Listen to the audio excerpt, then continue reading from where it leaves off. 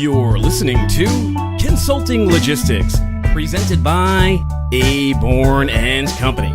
I'm your host, Tim Dooner. Thank you for joining us today. It's spring, everybody, so roll down your windows, drop the soft top, and crank Consulting Logistics up to 11, because this is the episode where we hear from you, the people. That's right, the mailbag was starting to fill up, so today's the day we get back to some of your burning questions. Today, you're going to learn what a supply chain benchmark is. We'll cover why it's vital for your accounting department to understand freight accruals, and we'll tell you how IoT, that's the Internet of Things, is going to impact your supply chain. But first, let's take a look at the news.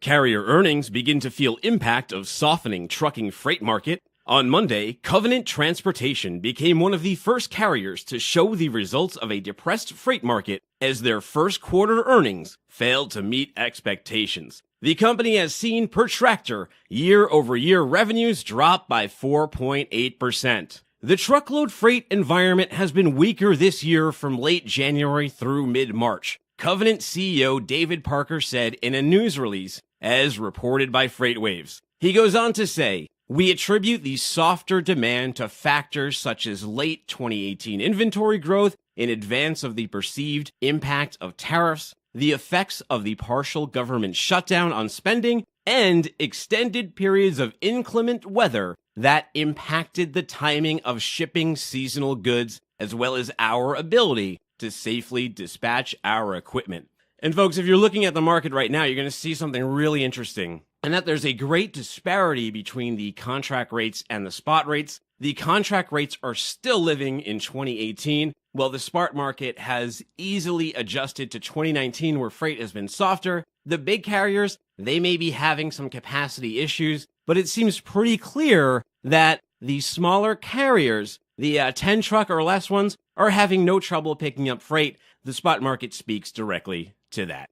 Adidas, or Adidas if you've worked with them before, they are running out of sneakers as their supply chain lags behind demand. The German footwear giant warned investors that supply chain shortages have hamstrung first quarter earnings, according to their annual report. "The volume grew quicker than anticipated, and we didn't respond quickly enough to that demand signal," CEO Casper Rorsted said in a news conference where Adidas presented its 2018 results, Supply Chain Dive reported. The company is working on unifying its supply chain operations after acting like, as they say, 20 small companies. That was directly from CFO Harm Ohlmeyer. He explained that on their earnings call. Counterfeit goods account for over $500 billion of global trade. That's right, folks. Counterfeit products rose to 3.3% of total global trade in 2016, according to a new report from OECD. While footwear and apparel are the most coveted goods by pirates, nearly any IP worth stealing could be at risk. Counterfeiters, they subvert custom regulations by laundering goods through reputable intermediaries, and the rise of e-commerce has compounded these problems by offering duplicitous actors numerous points of distribution. So, Amazon, for example, they commingle a lot of goods, a lot of small parcel going out, and that's how these counterfeiters subvert customs and government regulations. The goods end up commingled with e-com sellers, and a lot of times they're not even aware that you may be getting those counterfeit Ray-Bans or those fake Adidas on your feet. You know, maybe those aren't really Yeezys you get tied around your feet right now. Think about that. Not saying anything, just saying. By the way, into Amazon, they are doing something about this now. They have something called Project Zero, which allows name brands and actual real brands to tag and flag products that they think may be fake. And it seems like they're going to be making a stronger effort to clear out these commingled bins, I suppose, so that less counterfeit goods are coming out. I think I've been burned by this before. I'm pretty sure that a pair of Ray-Ban Wayfarers that I got off there on Prime Day a couple of years ago. Not making accusations, but they didn't really hold up that well. I'm thinking maybe it might be some knockoff. I don't know. I can't even wear them anymore. The arm fell off. The logo on the lens wiped off. The logo's on the side of the arms. So I'm thinking fake. Latest ransomware attack underscores shipper vulnerability to cyber attacks. Norsk Hydro ASA was struck by the attack on Tuesday, leading to the shutdown of some of their automated production lines. The company now has to manually sift through their database to determine which orders need to be fulfilled. They said, we can get that either through clearing the systems and restoring the backups, and in some cases, we are able to go back into the backup system and pull data more manually. CFO Event Kalevik said in an interview on Tuesday, according to Insurance Journal. He goes on to say, that is a big task at all of their plants. And guys, be scared of this. Be scared of what your 3PL or anyone who is dealing with your data is doing with it. This story doesn't relate, but Amazon, let's go back to them for a second. They are starting to do their own fulfillment services. People will sell their goods for less on Amazon if you allow Amazon to carry your goods FOB. But here's the thing. That data contains some really sensitive stuff now, doesn't it? It's got your entry packet. It's got your 3461. It's got the 7501. It's got your commercial invoice, your packing list. Realize that. You're giving people your entire landed cost spend. What are they going to do with it? We talk about working with freight agnostic partners. There's a good reason. A lot of companies are susceptible right now. You listening right now, your company is probably at risk for some form of cyber attack or data theft. Be mindful. Talk to IT. Get them on board. Just as we always preach here with your supply chain, it has to be cross-departmental, right? It has to be cross-departmental in order to work.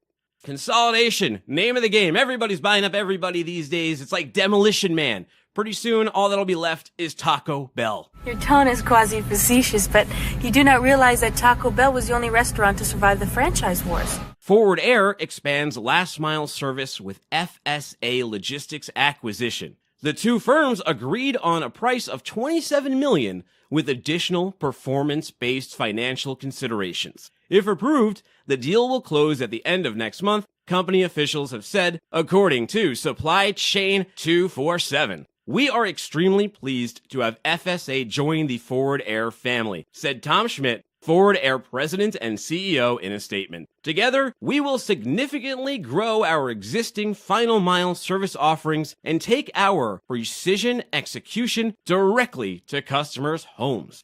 This is a wild one. Toyota MR2 Spider 1, semi-truck 0. Scott Shepard of Rincon, Georgia, was driving his 2001 MR2 Spider on Monday morning when the crash occurred, reports WTOC. Shepard was attempting to dodge a bucket that fell off a pickup truck when he found himself directly in the path of an oncoming semi. The Spider's front end collapsed around Shepard, pinning him in the driver's seat. But by getting his shoes off, cutting through the roof, and then bending its frame out of the way, he says he was able to get out, and he did so with nary a scratch, according to the drive. Miraculously, neither driver, no one else on the road was seriously injured. And if you go on the news report, all the supply chain news you need to know, abornandco.com/blog, there's some pictures of this accident, and let me tell you, when I say miraculously, and when you see this MR2 Spider, you're gonna, it looks like a crushed kick can. You know, when I was a kid in New York, we used to play kick the can, and this MR2 Spider, it looked like something you could tap, tap, tap right on the top of that sewer and say you see Joey behind the apple tree. It's a scary scene.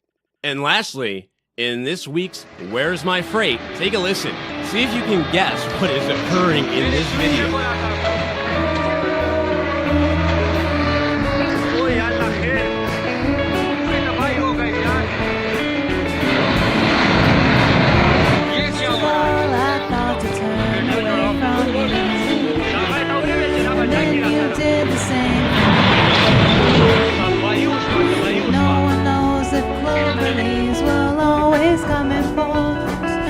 You can learn from our mistakes, honey, I can learn from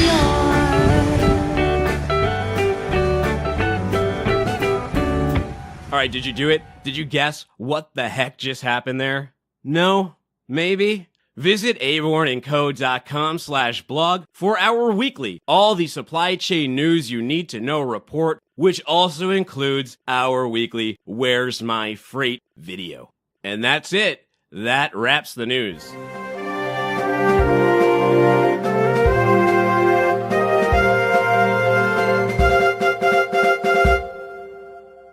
Your turn. Let's uncork the inbox and see what you've all been sitting with. Put the pens and paper down. You know the drill. Keep on jogging. Keep on getting jacked at the gym, because all of the answers will be transcribed and transformed into article form. You can find the links to those right here in the show notes, as well as on abornandco.com.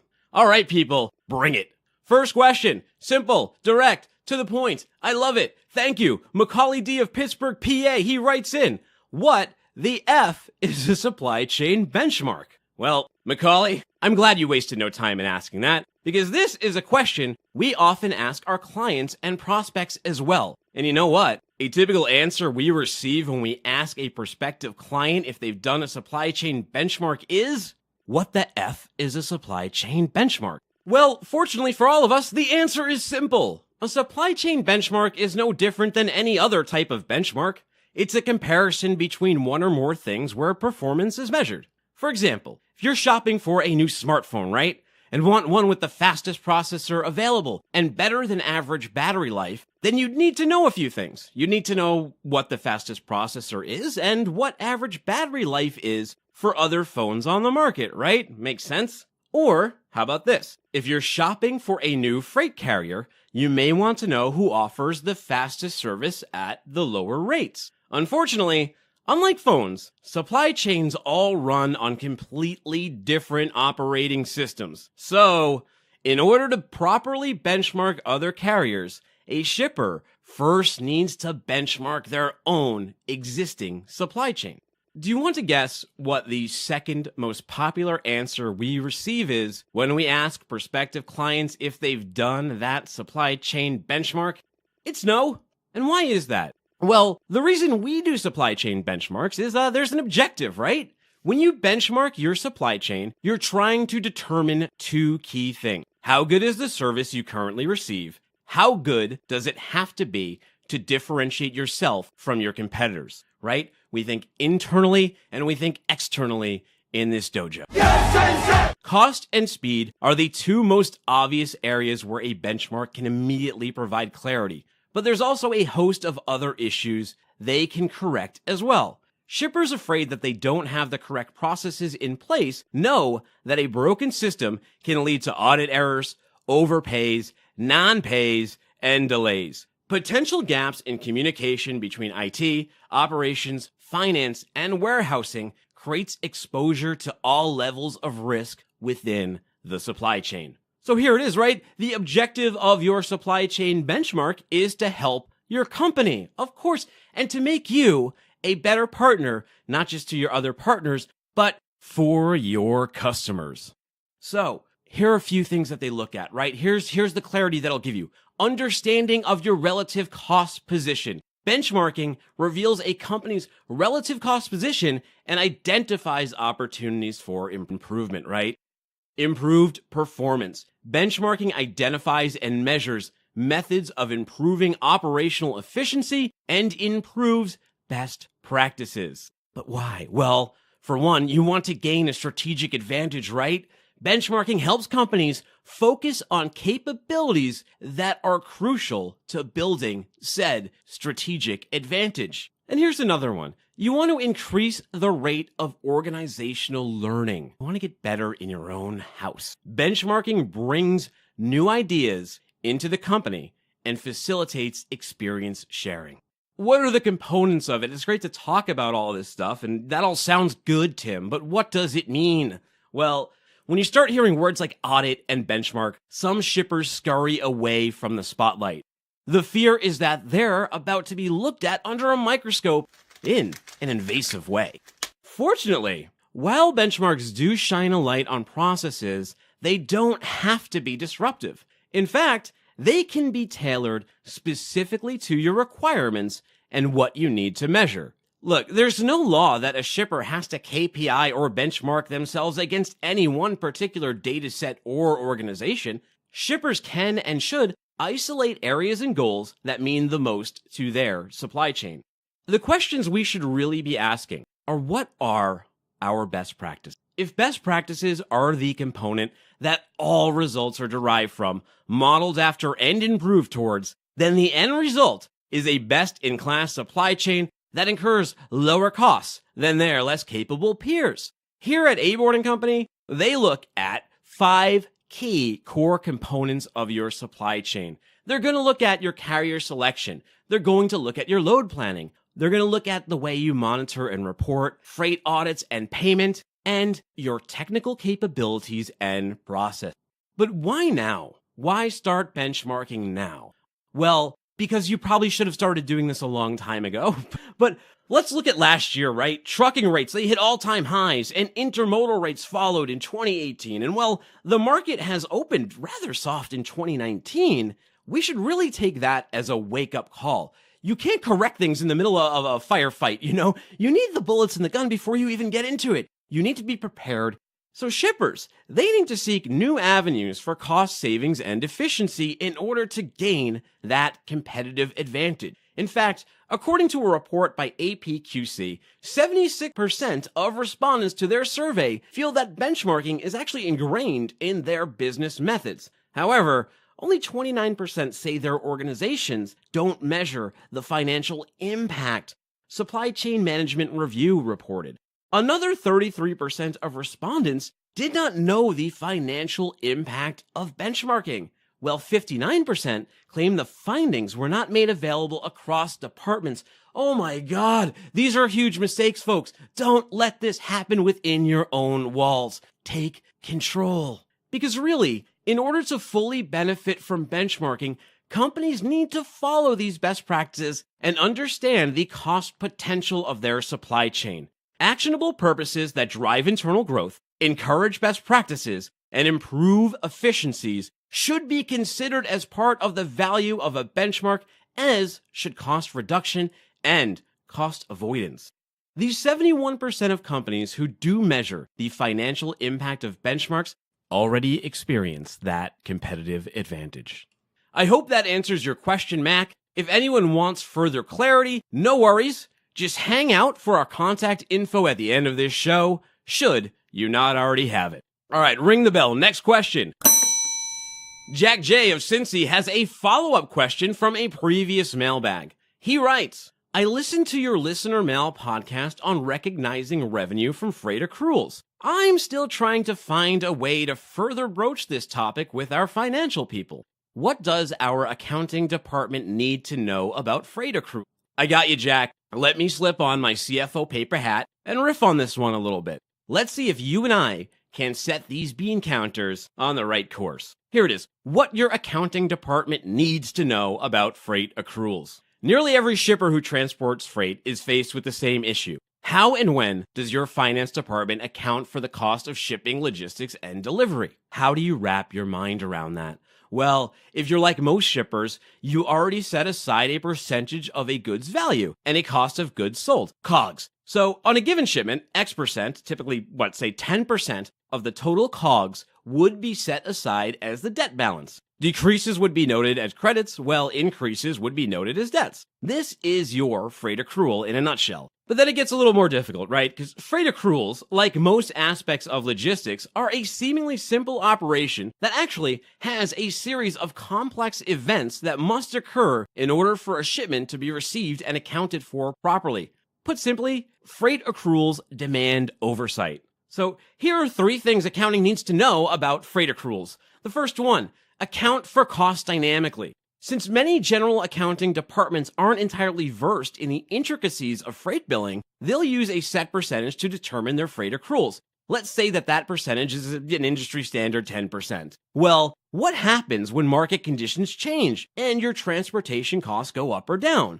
For example, last year alone, the spot rate trucking market was up 28%. Larger shifts in freight pricing can throw off projections and lead to higher accruals. And there's where you lose visibility. Now, where's the money? How much do I really have set aside? Freight accruals aren't just there to cover the cost of transportation either. When an invoice is received, additional information, such as charges for unplanned logistics expenses, may cause these shipment costs to change. Since there's a very good likelihood that these final charges won't match an even 10%, your freight accrual ledger is now, and always will be, inaccurate. CFOs out there, does that scare you? Are you sweating a little bit? Whew, I just wiped my brow, right? I freak out when I don't see my direct deposit go into my my bank account immediately. I can't imagine not knowing where my billing is coming from or having something set aside. My mortgage, having that jump up another 25%.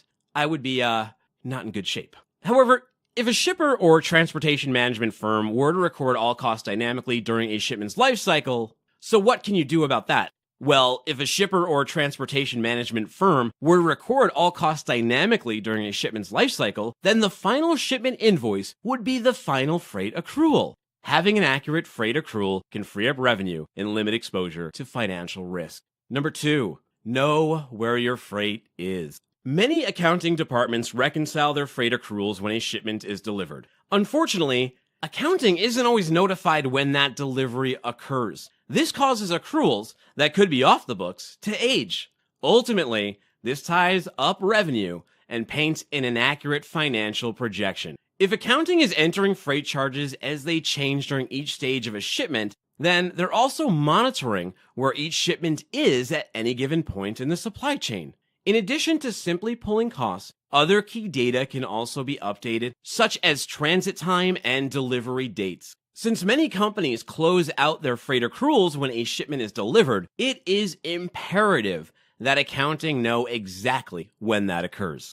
Number 3, partner up. With freight costs escalating, it is critical that your accounting team remain vigilant when handling freight accruals. Optimized freight accounting practice can save you a substantial percentage of the cost of every single freight shipment, whether inbound or outbound. The more accurate your records are, the more opportunities for savings will present themselves. And fortunately, you don't have to go it alone.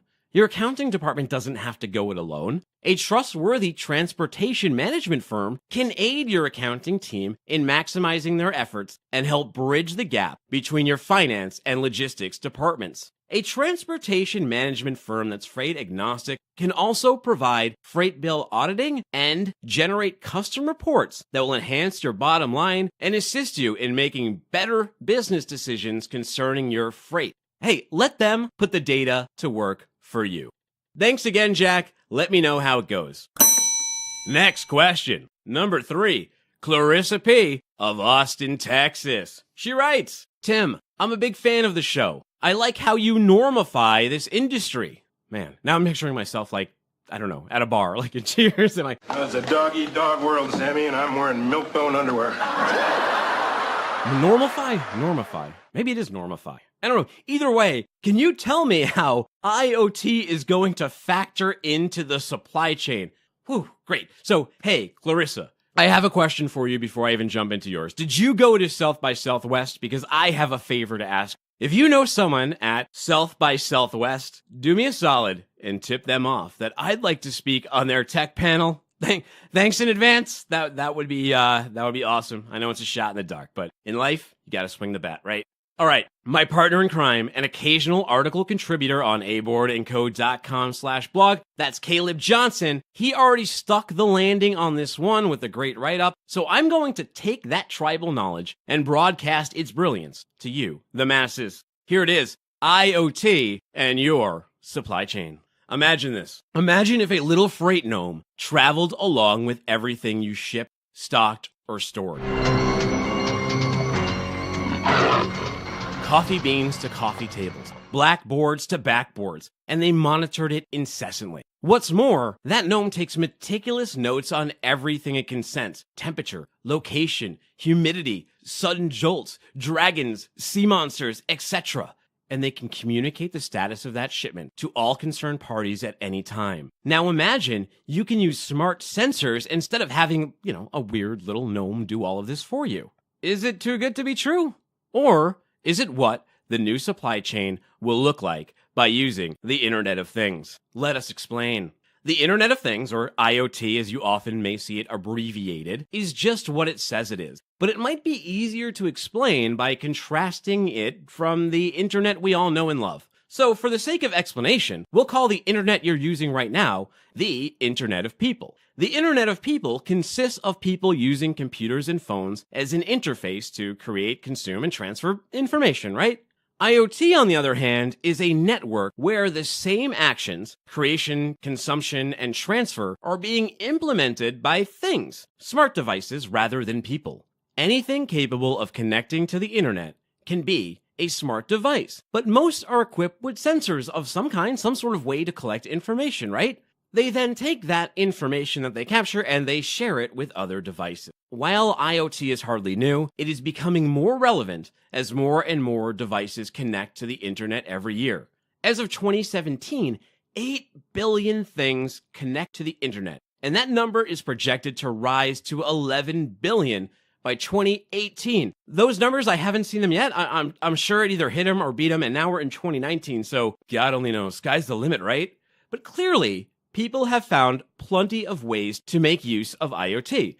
And if people have found use for smart devices in the operations of their daily life, it should come as no surprise that complex supply chain operations are finding a use for it as well. Like many other innovations we've covered, IoT promises to provide shippers and carriers alike with dramatically enhanced visibility. Sensors can sense just about every measurement of importance to logistics professionals concerned with reliably delivering their products to consumers who need it. Here are some ways better visibility will translate into more efficient supply chains. Tracking. Maybe the clearest instrument to be touched by IoT, tracking initiatives already line up nicely with its capabilities. Today, most carriers and warehouses continue to use barcodes and scanners to keep tabs on freight, tracking products only at checkpoints when changing hands. Unfortunately, this can mean days between updates and leaves everyone partially or wholly in the dark when trying to find where pieces went missing. With GPS-enabled devices on your shipment, frequent and accurate information can be delivered to customers and carriers at any time, ensuring everyone knows exactly where those surprisingly evasive pallets are. Quality control. Checkpoint tracking isn't enough for quality control either. The UN estimates up to 1/3 of food perishes in transit. Developing strategies to monitor perishable items, such as fresh food and pharmaceuticals, isn't just important for global health, it's also valuable product being thrown away. Smart sensors can minimize such cases by monitoring and reporting temperature and humidity from floor to store, saving your cargo and your wallet. Inventory. Checking inventory will be easier than ever. Why go around and count every item in the warehouse when your product can count itself? Well, the industry hasn't gone quite this far yet. Amazon is already using IoT-enabled robots to keep tabs on what goes in and out of their distribution centers. This means less time worrying about deadlines and more time moving your business forward. Upkeep. It may as well be Newton's fourth law that things always seem to go wrong at the worst possible time. Or maybe that's just Murphy's Law, right? Luckily, IoT promises to bring some relief to this sad truth. Whether it's on the manufacturing floor or the road, connected sensors can help manage maintenance and upkeep the machines you depend on to keep your supply chain running like a well-oiled machine. And one thing brings it all together. These efforts all center around devices communicating with each other and operations teams through a reliable stream of data. By establishing sources of reliable and exhaustive data, IoT will be what bolsters supply chain innovations like artificial intelligence and blockchain. There you have it. You know, a lot of cargo ship fires recently too. Most of these happen because of duplicitous shippers misdeclaring their goods. So you end up with flammables in places they shouldn't be. Most of these types of fires can't simply be extinguished with water. So if you can't put out the fire, maybe you can put out the fire starter. Regulate IoT sensors, just as we do with container seals, and make it known. IoT sensors could instantly read the increased temperature within a container coming from which box it came from or which drum, and indicate which shipper is at fault. Who started the fire? Right, Billy Joel? I wanted to be a rock and roll star when I was a teenager. Now I'm 27. Because right now, general average de-risk this for bad actors. General average is when everyone on the ship pays a share towards vessel damages. And also, for the love of all things holy, get the marine cargo insurance. Don't leave port without it. It's cheap, and you can afford that peace of mind.